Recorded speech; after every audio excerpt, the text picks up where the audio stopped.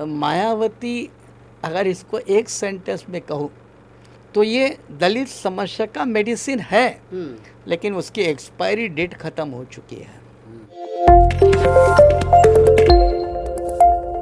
नमस्कार, मैं राहुल नागपाल और आप देख रहे हैं हमारा यूट्यूब चैनल बोल 85। मेरे साथ जो शख्सियत खड़ी हैं ये सुरेश माने हैं और पूर्व में मान्यवर साहब काशीराम साहब के साथ इन्होंने राजनीतिक सफ़र जो है वो शुरुआत की थी। बाद में बहुजन समाज पार्टी के राष्ट्रीय महासचिव रहे और अब इन्होंने बहुजन समाज पार्टी से पिछले कई वर्ष पहले नाता तोड़ लिया है, या ये कहिए कि बहुजन समाज पार्टी से को इन्होंने छोड़ दिया या बहुजन समाज पार्टी ने इनको बाहर का रास्ता दिखा दिया। बहुत सारी बात हो सकती है, लेकिन अभी अपना बहुजन रिपब्लिक सोशलिस्ट पार्टी के नाम से एक राजनीतिक दल चलाते हैं जो महाराष्ट्र में और गुजरात में सक्रिय है। उत्तर भारत में यानी कि दिल्ली आए थे और प्रेस कॉन्फ्रेंस उन्होंने रखी थी। किन मुद्दों को लेकर के रखी थी वो आपको प्रेस कॉन्फ्रेंस में पता चल जाएगा, लेकिन मेरे कुछ और सवाल हैं, मैं सोच रहा हूँ कि वो इनसे बातचीत कर ली जाए।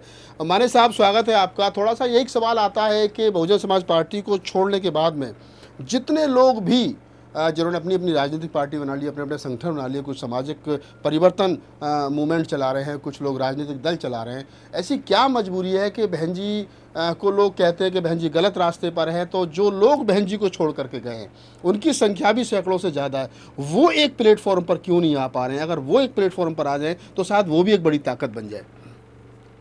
राहुल जी, आपने जो बात कही वह अपरेंटली मतलब ऊपरी तौर पर बिल्कुल सही और आसान लगती है, लेकिन उसमें एक मूलभूत समस्या है। समस्या ये है कि उत्तर प्रदेश में खास करके मायावती जी के दौरान जिनको राजनीतिक चस्का लग गया, वो बिना एमपी बने, बिना एमएलए बने नहीं रह सकते।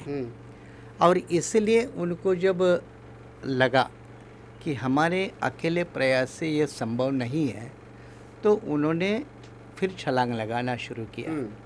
जैसे रिपब्लिकन पार्टी ऑफ इंडिया में 1964 में डॉक्टर आर.डी. भंडारी नाम के साथी ने पहली बार रिपब्लिकन पार्टी छोड़कर कांग्रेस पार्टी ज्वाइन की थी, और उसके बाद तमाम रिपब्लिकन नेता ये कांग्रेस ज्वाइन करने में लगे। उसी तरह उत्तर प्रदेश में जिनको एमपी एमएलए रहने के अलावा जमता ही नहीं, वो लोग बेचारे अपनी राजनीतिक नैया पार करवाने के लिए उन्होंने दूसरे पार्टियों का दामन थामा। जैसे कि नसीमुद्दीन सिद्दीकी, ये कोई बाद में सोशल एक्टिविस्ट नहीं रहे, ये तो पॉलिटिकल एक्टिविस्ट ही रहे। तो उनको नेचुरली एक तो अपना खुद का दल बनाना चाहिए या किसी और दल में शामिल होना चाहिए। उन्होंने दूसरे दल में शामिल होने का रास्ता चुना। बाबू सिंह कुशवाहा जैसे दूसरे लोग हैं, उन्होंने अपने हाथ पर मारकर अपना एक रास्ता बनाया, चलाने की कोशिश में लगे हैं, दूसरे दल में शामिल नहीं हुए। या रामाचल राजभर जैसे भी मिशनरी साथी जिन्होंने मायावती के लिए 93 में जब लखनऊ गैस कांड हुआ था तो उनके ऊपर कई बड़े हमले हुए थे, वो सारे मामले झेलने वाला, हमले झेलने वाला वो रामाचल राजभर भी समझ नहीं पाया कि उसको मायावती ने अपने पार्टी से क्यों निकाला। तो जब रामाचल राजभर जैसे कमिटेड ज़िंदगी लगाने वाले आदमी को भी जब बाहर का रास्ता दिखाया गया, तो उसके पास एक ही रास्ता बचता है, एक तो अपना रास्ता बनाए या किसी रेडीमेड नाश्ते को वो अपनाए।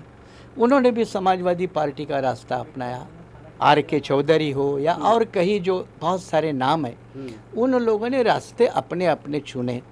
लेकिन जहाँ तक मेरा सवाल है, हम महाराष्ट्र के धरती से आते हैं और महाराष्ट्र में फुले शिव अम्बेडकर मूवमेंट का एक डीप रूटेड सोशल इम्पैक्ट है जो उत्तर प्रदेश में नहीं है। उत्तर प्रदेश में उल्टा है, उत्तर प्रदेश में डीप रूटेड पॉलिटिकल इम्पैक्ट है और महाराष्ट्र में डीप रूटेड सोशल इम्पैक्ट है। अब यह सोशल रूट में हमारी जड़ें मजबूत होने के कारण हम किसी दूसरे रास्ते को पसंद नहीं करते। और रहा मेरे जैसा आदमी जो बॉम्बे यूनिवर्सिटी का लॉ का हेड रहा, प्रोफेसर रहा, डीन रहा, जिसके हाथ के अंदर कई जजेस पैदा हो गए, उसमें से एक दो तो सुप्रीम कोर्ट में भी बैठे हैं, कई हाई कोर्ट के जजेस में बैठे हैं, तो मुझे कोई मान सम्मान की इसके लिए किसी दूसरे के दरवाजे पे दस्तक लगाना ये मुझे शोभा नहीं देता। इसलिए मैंने अपना रास्ता बनवाया। और रही मायावती जी की बात, तो फिर मैं कहता हूँ कि मायावती अगर इसको एक सेंटेंस में कहूँ तो ये दलित समस्या का मेडिसिन है, लेकिन उसकी एक्सपायरी डेट ख़त्म हो चुकी है। मेडिसिन तो है, लेकिन उसका इफ़ेक्टिवनेस नहीं है।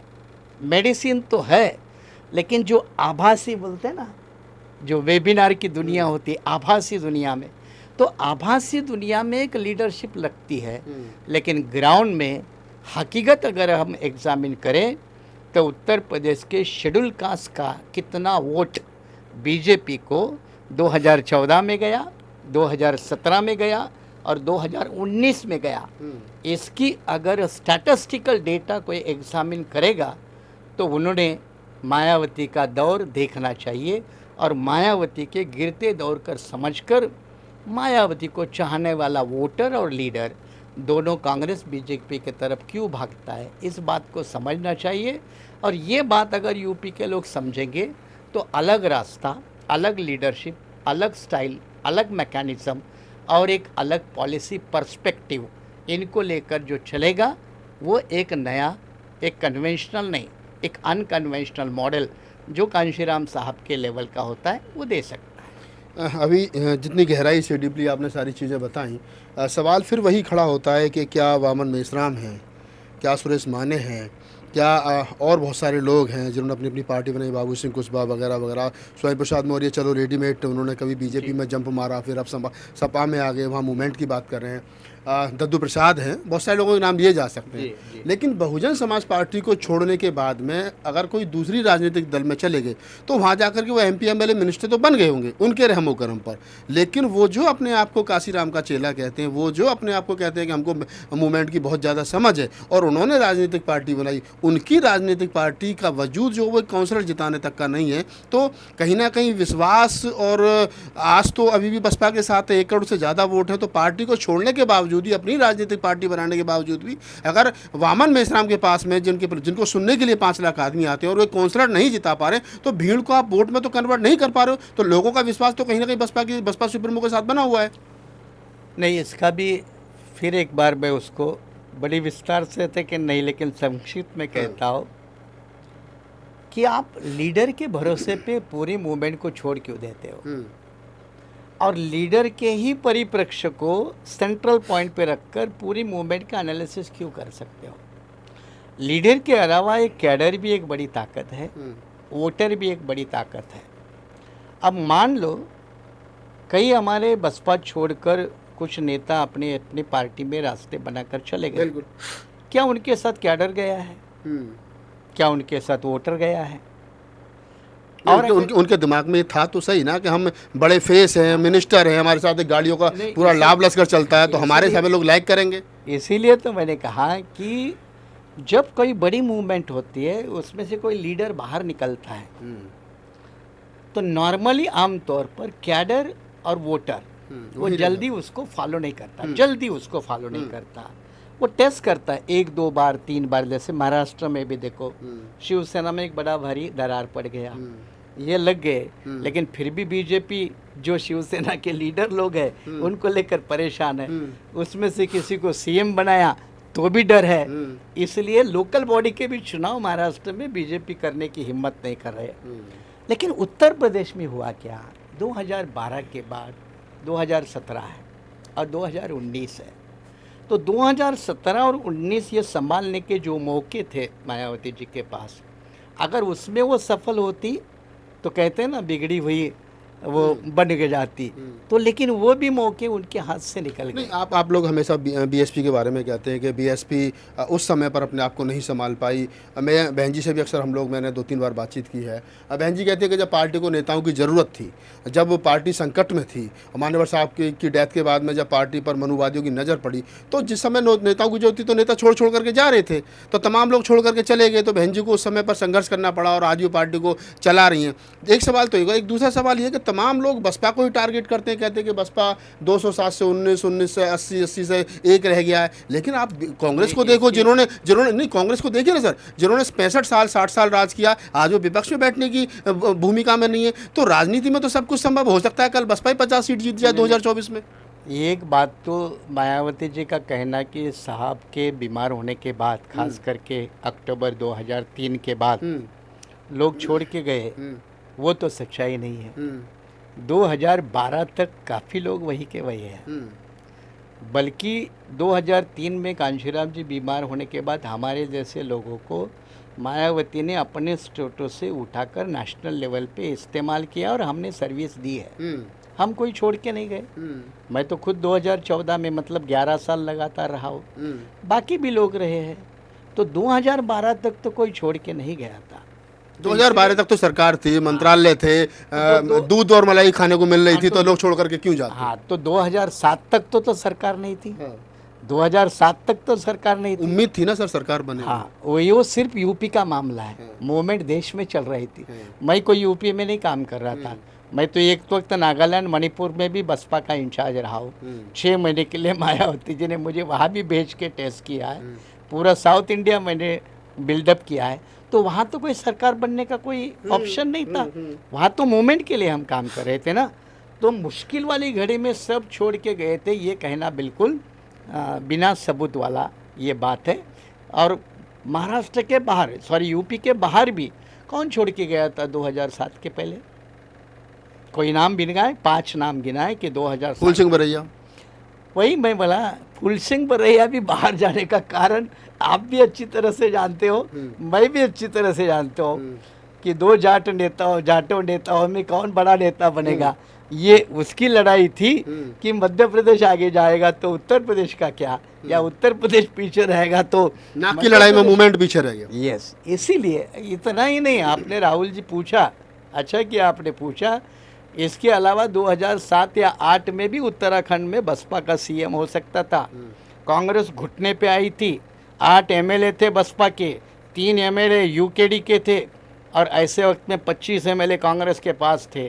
कांग्रेस तब तक इतनी झुकी थी कि भाई हमारे 25, आपके 8 यूकेडी के 30, 70 की विधानसभा यूकेडी की, वहाँ भी पहले बसपा का सीएम बन सकता था 2007 का 8 में, लेकिन होने नहीं दिया। तब तो कांशीराम जी नहीं है ना।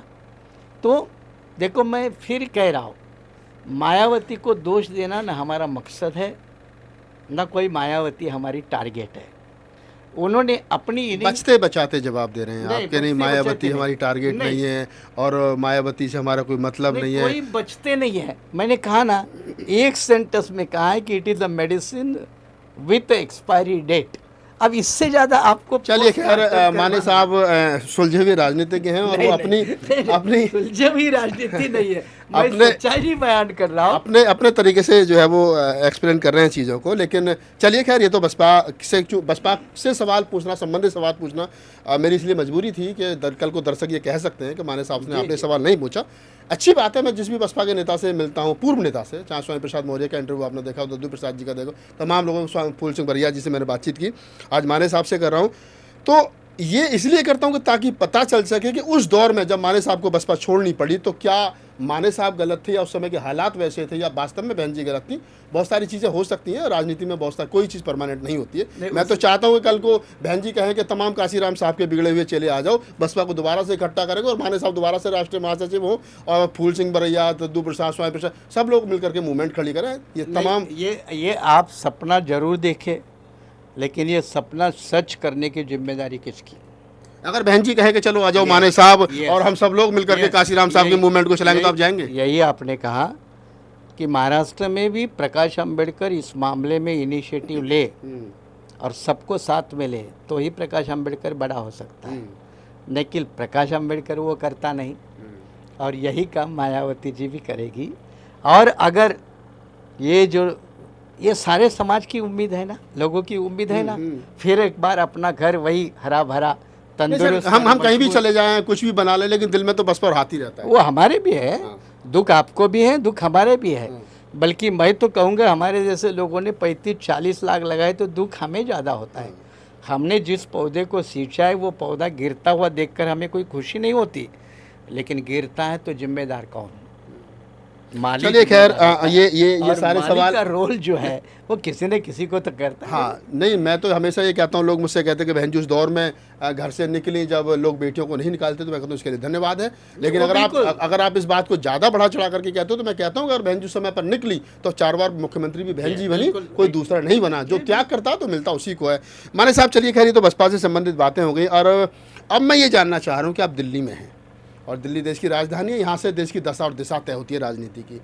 माने साहब यहाँ आए हैं, क्या सोच कर के आए हैं, क्या मैसेज देना चाहते हैं? महाराष्ट्र में अच्छी खासी राजनीति चल रही है आपकी, बहुत सारे काउंसलर हैं, चेयरमैन हैं, आप खुद एमएलए का चुनाव लड़े थे, 3 आपको गठबंधन में 3 सीटें मिली थी, जीतते जीतते रह गए। अगली बार हमारी शुभकामना, आप जीत करके जाएँ, मिनिस्टर बने। और गुजरात में आप बहुत अच्छा दखल राजनीति में कर रहे हैं।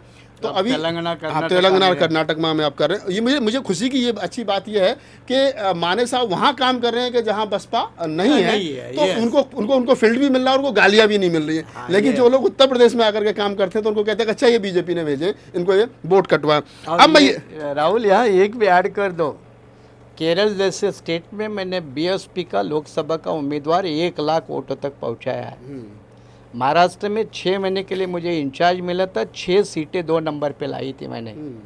और आंध्रा, जब यूनाइटेड आंध्रा था, अब 2 स्टेट है, तो यूनाइटेड आंध्रा में मैंने 2014 में जब लोकसभा में बसपा 0 हो गई, तब मैंने वहाँ 2 एमएलए के जिताए लाए थे। तो ये तो साउथ इंडिया है ना? ये तो हम कह सकते हैं निसंकोच के माने साहब की जो लीडरशिप है उसमें दम है, और नो डाउट हम इसमें कोई शक भी नहीं कर सकते। लेकिन माने साहब, फिर मैं वहीं लौट करके आता हूँ कि माने साहब यहाँ आए हैं, उनका अपना राजनीतिक दल है बहुजन रिपब्लिकन सोशलिस्ट पार्टी। तो अब बहुजन रिपब्लिकन सोशलिस्ट पार्टी है, लेकिन बीच में खाली रिपब्लिकन। हाँ, वो थोड़ा सा जो भी है। तो हम ये कह रहे हैं कि आप दिल्ली में आने का क्या मकसद है, और यहाँ से कौन सी बड़ी घोषणा या क्या करना चाह रहे हैं आप? मैंने पहले भी कई साथियों को क्लियर किया है। इसके पहले भी कई उत्तर भारत के साथियों ने मुझे रिक्वेस्ट की थी कि आप उत्तर भारत में आना शुरू कर दो। मैंने उनको तब भी कहा था, भाई आप वहाँ अपना ज़मीन संभालो, मैं यहाँ अपनी ज़मीन संभालता हूँ। तो मैंने 5 साल अपनी ज़मीन संभाली। महाराष्ट्र के बाद गुजरात में चला गया, अब तेलंगाना कर्नाटक में चला गया। ऐसे वक्त में जैसे पृथ्वीराज जी जैसे कुछ लोग हैं, बाकी सारे लोग हैं, ये भी मुझे आकर बार बार मिलते थे कि सर मूवमेंट के लिए तो आप उत्तर भारत में आ जाओ, चलो राजनीति अपने जगह पे वो मायावती जी के लिए छोड़ देते। लेकिन जो बहुजन मूवमेंट का फाउंडेशन जो साहब कांशीराम जी के ज़माने में 1585 का जो बिल्कुल बना था, वो बिल्कुल ध्वस्त हो गया है। बसपा का कोई भी समर्थक हो ये तो बात को डिसएग्री नहीं करेगा कि जो बहुजन 1585 का फाउंडेशन है वो आज ना यूपी में है ना किसी स्टेट में है। हाँ, कहीं ना कहीं उसमें दरार तो पड़ी है। तो उसी को रीस्ट्रक्चर करना, उसको रीऑर्गेनाइज करना, उसको रिकंसोलिडेट करना, अगर कांशीराम जी के चेले के नाते मैं अपना फ़र्ज समझकर अगर दिल्ली में और दिल्ली के इर्द गिर्द में आ जाओ, तो मैं कोई सोशली क्राइम तो नहीं कर रहा हूँ। तो ये मान लिया जाए कि सुरेश माने साहब का चुनाव लड़ने का या उनकी पार्टी का कोई इरादा नहीं है, लेकिन वो 1585 का जो काशीराम साहब का फॉर्मूला है उस पर वो काम करना चाहते हैं। और काशीराम ने जो कहा था, उनका एक कोटेशन थी कि आर्थिक उन्मूलन और सामाजिक परिवर्तन की लड़ाई जो वो लड़नी पड़ेगी, तो सामाजिक परिवर्तन की लड़ाई जो वो लड़ने के लिए माने साहब आए हैं। लेकिन इसमें थोड़ा सा सुधार जो आपने मेरे मुंह में डाला, इसका मतलब ये नहीं कि हम चुनाव नहीं लड़ेंगे।